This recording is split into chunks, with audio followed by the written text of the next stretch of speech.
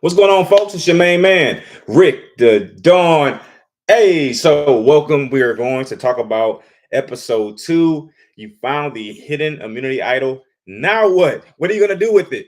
All right, before we jump into it, this conversation is sponsored by wordy.com and bluespace.com. Two amazing sites to meet and talk with friends. You got to check them out. Put a lot of thought into them. And I can't wait today finally find their audience. That's what we're trying to do, find their audience. But anyway, here we go, folks. So this episode starts off with Matt G claiming that he used his shot in the dark for strategy. Are you buying that?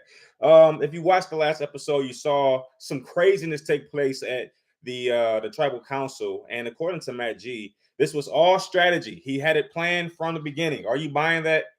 Because I'm not. I'm not buying that at all. And I got to ask this question. Is Matt G playing a good or bad game? See, I'm not going to be biased here. I'm not going to interject much of my opinion. And this is why I do live streams when I have conversations like this, because I want some pushback. But unfortunately, you're not here with me to talk. So it is what it is. Unfortunately, you haven't subscribed, all that little cool stuff.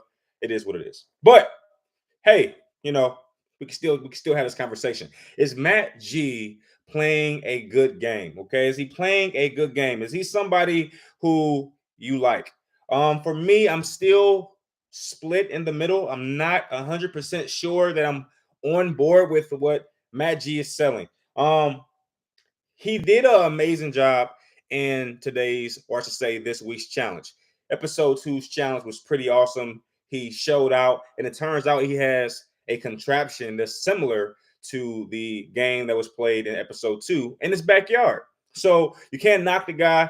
They say if you practice a lot, luck happens more often. So what do you think about Matt G? Are you on Matt G's train or are you bypassing? But anyway, this episode starts off with Brandon confronting Kane because Kane actually laid a second vote on Brandon. And if not for Brandon's intelligence and playing the idol, he would have easily went home during episode 1. But what did you feel about that? Are you okay with that? Did you like the way that Kane handled it? It seemed as if Kane was backpedaling just a little bit, trying to save his, save face. Do you think it was fair for Brandon to question Kane the way he did? Do you think it was fair for him to be upset at all? I mean, this is the game of Survivor, and this is what happens. Now, Kane's rationale for that vote was, hey, the numbers were going that way, and he wanted to be with the numbers. I'm calling BS on that. I think it was a little bit more than that. I think it was more or less, hey, he's an easy shot. He's easy to take out. He's huge, and he has the idol.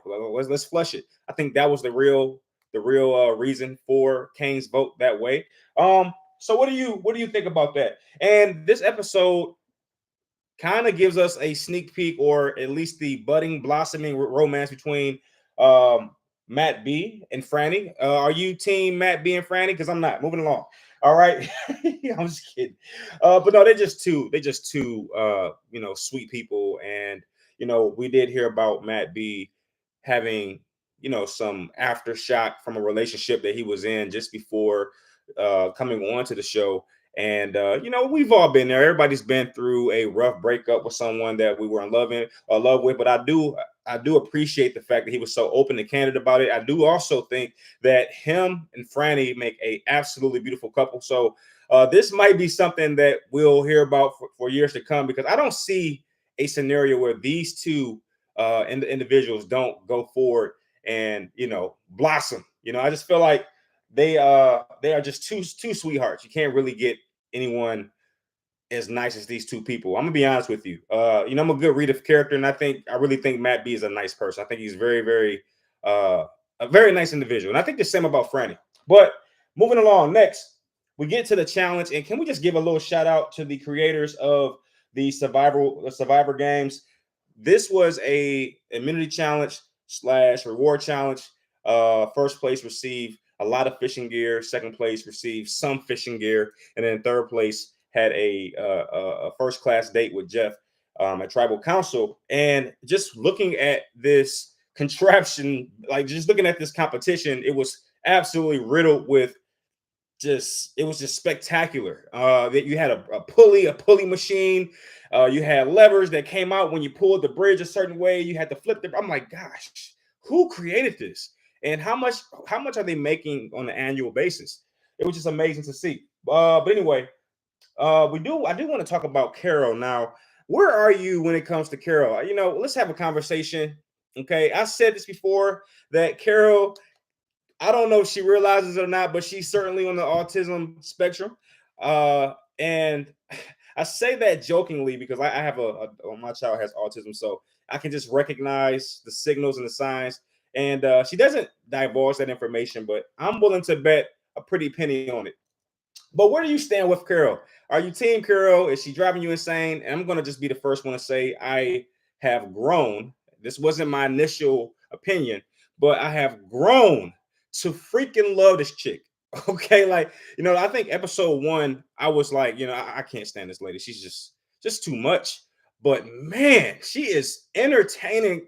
I don't know. You can tell that whoever is filming, Carol, or at least filming their tribe, you can just get a sense that they're just like, look, I can't take my camera off. All right, he's finding the idol, cool, but this is more entertaining because she is in so many shots in this episode.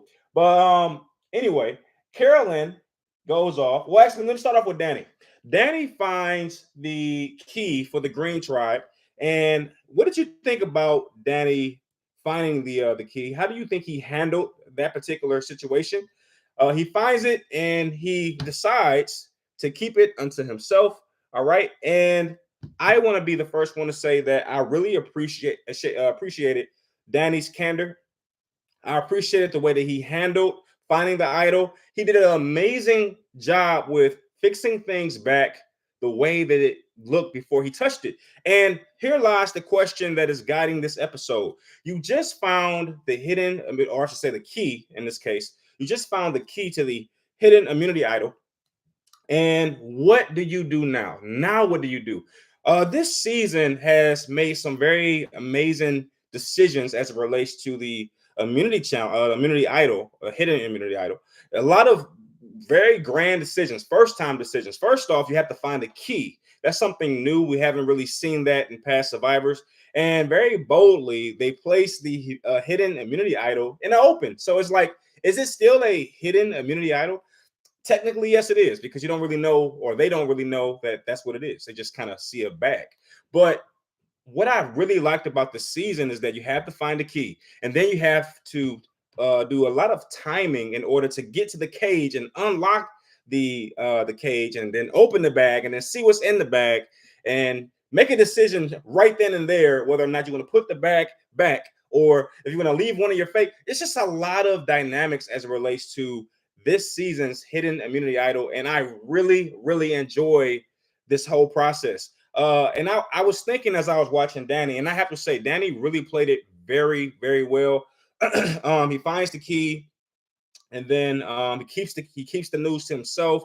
And I love the fact that Danny was out searching for the key. People knew that Danny was searching for the key, but Danny was such a wild card and so well played that they did not get the sense that he was looking for the idol. Now, if Yam Yam was out as much as Danny was, then everyone would have already assumed that, hey, he's looking for an idol. But in this case, that wasn't the case. It's like, hey, we can't keep up with this guy. So he did a great job. I'm not sure if he did it on purpose, but he made a habit of always going away and moving around. He moved so much that people like Claire was like, you know what? Look, we can't keep up with this guy. Let's be lazy. In fact, Claire almost played interference for Danny and made it easier for Danny to actually locate the idol unseen. So he finds the idol. He keeps it to himself, which is something I've been saying for years that a lot of players make a mistake in doing. They end up showing somebody, that one person that they trust, the idol, and Danny did not fall into that trap. And then he perfectly times the key pull out, and he reads it. He sees what it is, and without forgetting, he puts everything back except for what he needs. I thought that was very, very well played. And when you contrast that with my main girl, Carolyn, Carolyn finds the idol. First off, she finds a snake, and the snake runs interference in this case. And once everyone kind of walks away because they're afraid of the snake, Carolyn is able to locate the key, and they seem to hide the key in the base of a tree, or that's kind of where both of the keys were located. So anyway, Carolyn finds the key, and she's like so jittery. It was so funny this episode watching Carolyn trying to maintain her cover because you can just tell, like, even if she doesn't move, her brain is moving, right? And you can always tell her brain is moving because her eyes are moving, and it's absolutely hilarious. All right, it was like giving a little kid too much candy and saying, "Hey, sit here in church and just don't move." She just like it's like she couldn't help herself. It's hilarious. But anyway, she actually decided, and I was very surprised. Were you surprised that she was able to time the cage swap as well as she did? She was able to time it almost perfectly. So she gets to the cage, she opens it and takes the prize out and takes it back to camp, right? And she realizes that the cage is open. Okay, this is Carolyn for you. The big contrast from what Danny did. She realizes that the cage is open. She realizes that she has everything with her, and in a last ditch effort, she puts everything back in the cage except what she wants, and she locks the cage back. But I'm not sure if this was just good editing or the win. But apparently, as the rest of the crew is walking back, they see the bag swaying, and then they notice the bag is light. So I mean, I couldn't help but ask questions here. It's like, this felt like watching a movie and the movie being scripted too perfectly, and me having a lot of questions. Like, okay, wait a minute. So you all, what is it, 5 people in the group? I'm not sure exactly, but I think it's 5. So 4 of you go this way, 1 person goes that way. You come back, the bag is swaying, and your first proclamation is one of you 4 has something possibly to do with the bag swaying and finding the key and all this other stuff. Nobody says Carolyn did it. The one person that's been by herself the entire time, I'm not sure, but they always, I've heard this expression before. It takes a smart person to play dumb. Maybe that's what it is. Maybe they have viewed and kind of went through a psychological profile for Carolyn, saying she's just not smart enough to find the key. She's not smart enough to do this and that.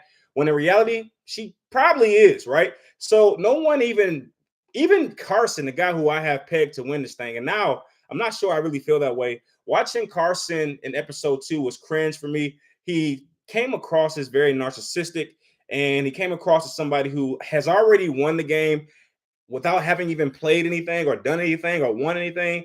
I'm starting to feel like my second pick, Heidi, is a better pick. I think Carson will eventually get sniped out because of his ego, and I don't think he'll pay attention to cues that are right in front of his face because he's already won the game, according to Carson. So I think Heidi is a better pick at this particular point. But anyway, Carolyn gets away almost basically sky-free because no one predicts that she has it. Carson is relying on FBI Tom Clancy training, and he still isn't able to figure out that Carolyn has it. In fact, he even says something like, "Hey, wait till Carolyn finds out that someone had the key or found the key or what have you." So his psychological breakdowns just didn't work. In fact, I think he said that Helen was his top suspect. And, he did a good job with identifying Helen because Helen, I believe, is cool with Carolyn. I forget these dynamics, but maybe not. Now that I think about it, I think Helen was with the other young lady. But anyway, the point being, no one was able to figure out that Carolyn had it. Now, I do want to ask that question again. You found the hidden immunity, the key rather, and then you're trying to figure out what you're going to do. What are you doing that you've had or found this key? And I wanted to share my strategy because Danny did something very similar to what I might have done. First off, if I find that key, I'm telling no one. There's no way I'm playing that game. I'm not even telling my closest ally. Not happening. And I'm not sure how the timing works with the tribe going here, going there, but I think Danny did an amazing job with just being someone who moves around a lot, and that created the illusion of movement. So even when he wasn't moving, he was standing still and picking locks and stuff like that. Their brain says Danny is moving around. And apparently Danny didn't move around in a way that was threatening because they never, seemed to put those two things together when he was gone. So I would argue that maybe that's something I would adopt, but I'm not going to say and lie and act like I could have done it as good as Danny. I'm pretty suspicious when I move around. Like Danny seemed to do it very well. But anyway, the bigger point is once I actually got to the cage, and I would have tried my best to get there as quietly as possible. And I'll be honest with you, I would have did so during nighttime. I would have tried to map out where the cage was. And while everyone's asleep, I'm not sure how well they sleep or how deep they sleep, but while they were asleep, I would say, hey, man, I gotta go to the bathroom.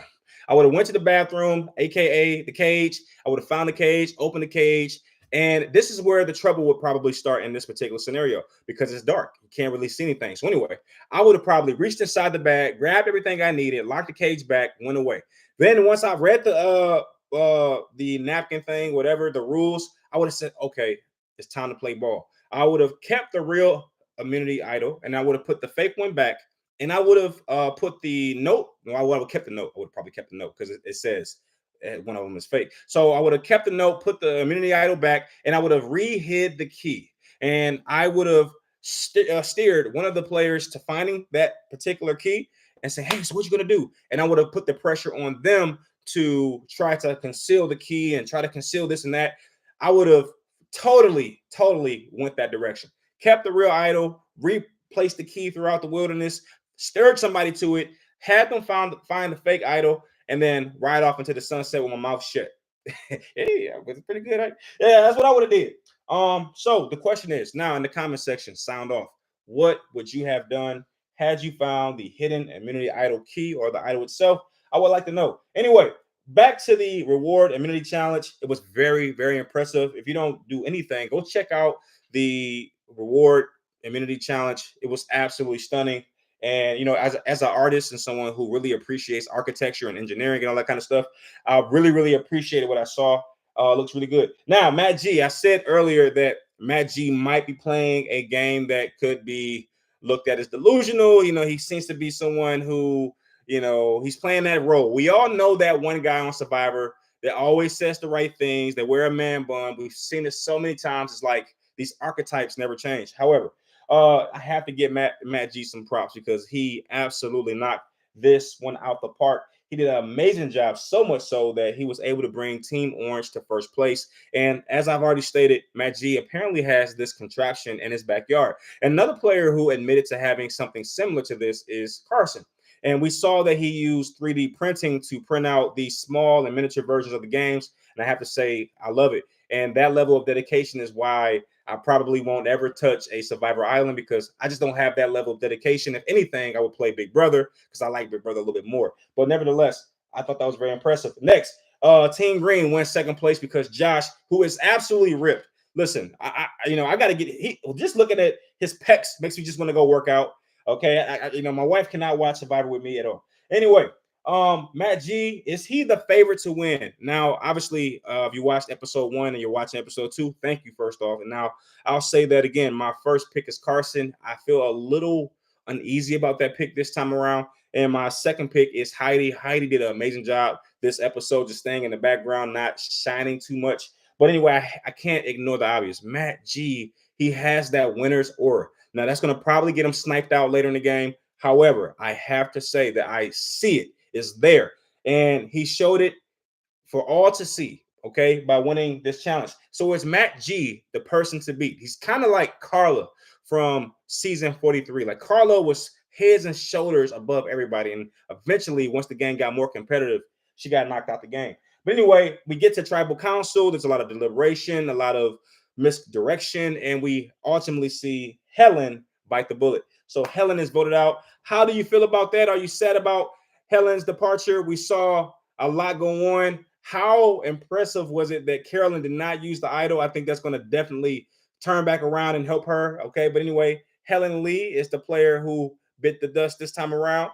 All right, very quiet player. I didn't really get much from her. I don't think I'm going to remember her in about 5 days. No disrespect, of course, because I think it was still early and she hadn't really started to open up and show her hand necessarily. And I guess you can say that's a smart way to play the game. But anyway, what did you think about episode 2? And if you enjoyed this recap, please let me know via a like or comment or subscription. And I'll see you next week. I believe that the next one comes on in just a few days. All right. So not next week, more like this week. All right. Stay safe.